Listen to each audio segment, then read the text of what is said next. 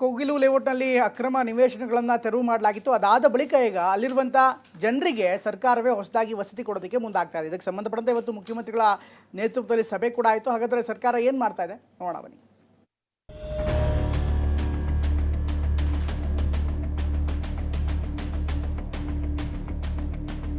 ಬೇರೆ ಜಾಗ ಇಲ್ವಲ್ಲ ಹೋಗೋಕ್ಕೆ, ಅದರಿಂದ ಎಲ್ಲರೂ ಅವ್ರವ್ರ ಜಾಗದಲ್ಲಿ ಒಂದು ತಾಡ್ಪಾಲ್ ಹಾಕೊಂಡು ಮಲಗಿದ್ದಾರೆ.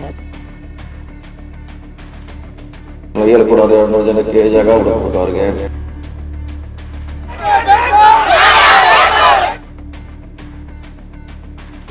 ಕಳೆದ ವರ್ಷದ ಕೊನೆಗೆ ಶುರುವಾದ ಕೋಗಿಲು ಲೇಔಟ್ ಅಕ್ರಮ ಮನೆಗಳ ತೆರವು ಪ್ರಕರಣ ಹೊಸ ವರ್ಷದಲ್ಲೂ ಸರ್ಕಾರಕ್ಕೆ ಸವಾಲಾಗಿ ಪರಿಣಮಿಸಿದೆ.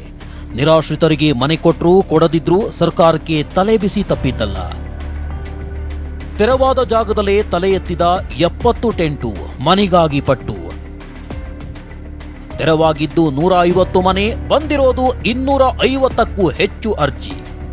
ಕಳ್ಕೊಂಡಲ್ಲೇ ಪಡೆದುಕೊಳ್ಳುವ ಹಠವ, ತಾವಿದ್ದ ಜಾಗ ಕಳೆದುಕೊಳ್ಬಾರ್ದೆಂಬ ಛಲವ ಗೊತ್ತಿಲ್ಲ. ಇಲ್ಲಿ ನೋಡಿ, ಕೋಗಿಲು ಲೇಔಟ್ನಲ್ಲೇ ಈಗ ಮತ್ತೆ 70ಕ್ಕೂ ಹೆಚ್ಚು ಟೆಂಟು ಹಾಕಲಾಗಿದೆ. ಅಕ್ರಮ ವಾಸಿಗಳು ತಮಗೂ ಮನೆ ಕೊಡಬೇಕೆಂದು ಪಟ್ಟು ಹಿಡಿದಿದ್ದಾರೆ. ಬೇರೆ ಜಾಗ ಇಲ್ವಲ್ಲ ಹೋಗೋಕ್ಕೆ, ಅದರಿಂದ ಎಲ್ಲರೂ ಅವ್ರವ್ರ ಜಾಗದಲ್ಲಿ ಒಂದು ತಾಡ್ಪಾಲ್ ಹಾಕ್ಕೊಂಡು ಮಲಗಿದ್ದಾರೆ ಜನ.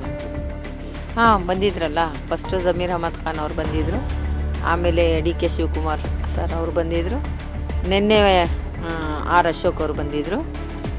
ಬಂದು ಮಾತಾಡಿಸಿ ಹೋಗಿದ್ದಾರೆ. ನಮಗಂತೂ ಇಲ್ಲ, ಎಲ್ರಿಗೂ ಅಲ್ಲಲ್ಲಿ ಹೋಗಿ ಎನ್ಕ್ವೈರಿ ಮಾಡಿದ್ರಂತೆ, ಎಲ್ಲಿಂದ ಬಂದಿದ್ದೀರಾ ಏನು ಎಂಥದ್ದು ಅಂತ.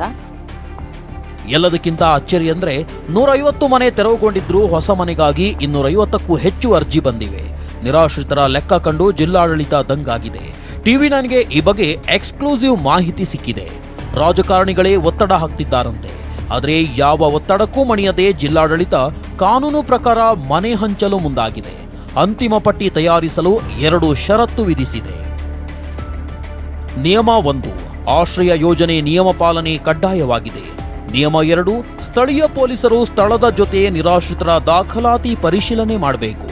ಆ ಬಳಿಕ ಬ್ಯೂರೋ ರಿಪೋರ್ಟ್ TV9.